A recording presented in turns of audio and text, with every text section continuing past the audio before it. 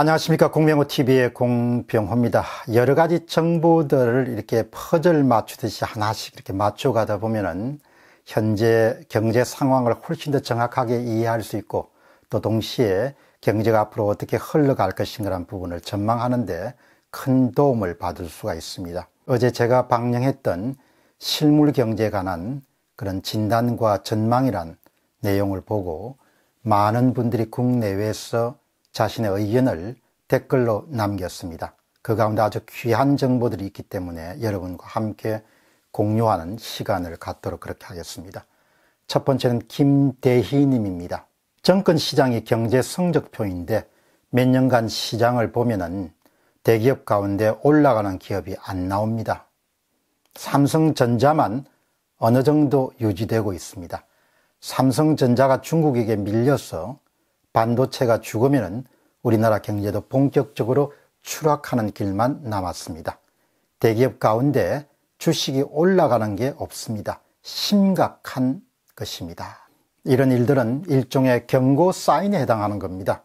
경제력이 추락하면 한국은 중국에 훨씬 더 깊은 영향력 하에 놓이게 됩니다. 경제력을 유지하는 것은 잘 사는 문제이기도 하지만 민족의 자존과 자립과 독립을 유지하는 데 대단히 중요한 그런 일입니다. 두 번째입니다. 남경선 님입니다. 남경선 님인데 중국 상황에 대한 이야기를 하니까 여러분 귀를 기울여 보시기 바랍니다. 내부 문제도 있지만 외부 요인, 중국발 경제 분기로 인해서 내년 초 아주 상황이 상당한 위험이 올 것 같습니다. 사업가의 감각이죠. 중국에서 사업을 하는 사람으로서 중국의 점점 저녁에 사람이 없습니다. 차량도 줄고 엄청 눈에 띌 정도로 어렵습니다. 중국발 경제 위기에 대한 부분을 이야기했죠. 미중 전쟁이 장기화되고 미국의 트럼프 행정부가 중국을 상대로 해서 전 세계의 글로벌 공급 체인을 중국 중심으로부터 모든 것을 탈피시키려고 움직임 때문에 중국에서 많은 공장들이 나가고 있습니다.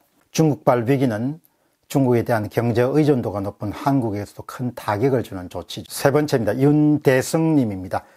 우리나라는 언제나 그랬습니다. 임진난 때도 정부 대책이 있었습니까? 그냥 백성들 피해 다 있고 의병들로 물리쳤죠. 구한말 때 고종은 어땠습니까? 일제한 때 빚을 졌다고 국민들이 국채 보상 운동하지 않았습니까? IMF 때도 정부는 무대책, 국민 피해 다 있고 금 모아서 살렸죠. 이 나라는 그 시적 대책이 없는 게 특징입니다. 천수답 대책이 유일한 대책입니다. 경제든 안보든 국가 차원의 국가 전략이라는 것이 참 중요하죠. 그러나 그런 부분에서 우리가 부족한 점이 참 많습니다. 때로는 저는 어쩌면 우리 문제에 대해서 이토록 우리는 무심한 것일까 그런 생각을 많이 하게 됩니다. 특히 국방이나 안보 문제, 경제 문제에 대해서 우리 문제를 이렇게 무심히 그냥 잘 되겠지라고 받아들일 수 있을까? 이런 부분을 이렇게 잘 지적하셨습니다. 네 번째는 박인철 씨입니다. 개인 사업자로 25년째 일하고 있습니다. 최근 2년 동안의 정부 정책들은 기업의 손발을 꽁꽁 묶어서 사업자가 일을 못하도록 하고 직원을 채용하지 못하도록 하는 반시장적이고 야만적인 정책들만 쏟아내고 있습니다. 현장에 사업을 오랫동안 해온 저로서는 정부 정책이 거의 경험과 상식적으로 볼 때 도저히 이해되지 않습니다. 최저임금 과다 인상, 주 52시간 강제, 면접 시 개론 여부, 부모 지급 물으면 과태료, 직장 내 갑질 상담소 운영, 음주운전 기준 0.03% 하향, 기업 회장을 갑질이라는 이름으로 장피 주기, 일본과의 관계, 북한과의 관계 등등 이루 열거할 수가 없습니다. 사업자가 안심하고 사업에 전념할 수 있는 환경이란 하나도 없는 것 같습니다. 저부터 있던 직원 나가면 이후로는 뽑지 않습니다. 사업 환경이 불안하니까요. 참 있는 그대로 이야기를 잘 하셨네요. 경제하려는 의지, 경제하려는 마음이 이 땅에서 많이 사라지고 있습니다.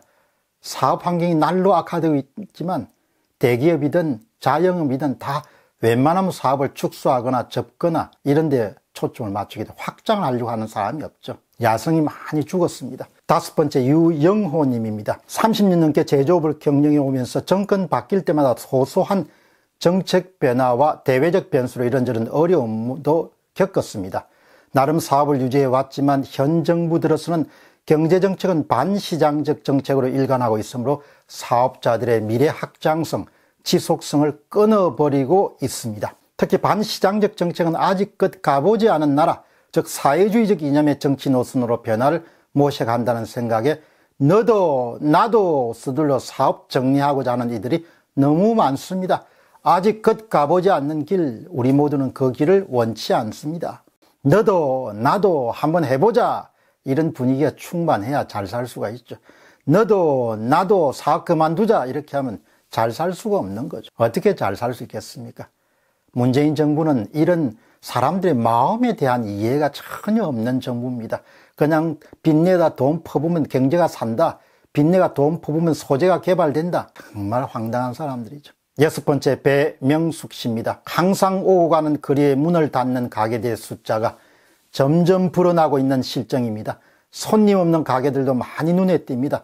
앞으로 일이 걱정되어 지갑을 여는 횟수를 줄이고 있는 지금의 심정이 저뿐일까요? 지금 시민들이 체감하고 있는 현장 리포트입니다. 이 리포트를 통해서 여러분 지금 상황이 어떤지, 앞으로 어떻게 전개될지에 대해서 여러분 나름대로 생각을 정리하는 데 도움이 되었을 것입니다. 공병호TV의 공병호였습니다. 감사합니다.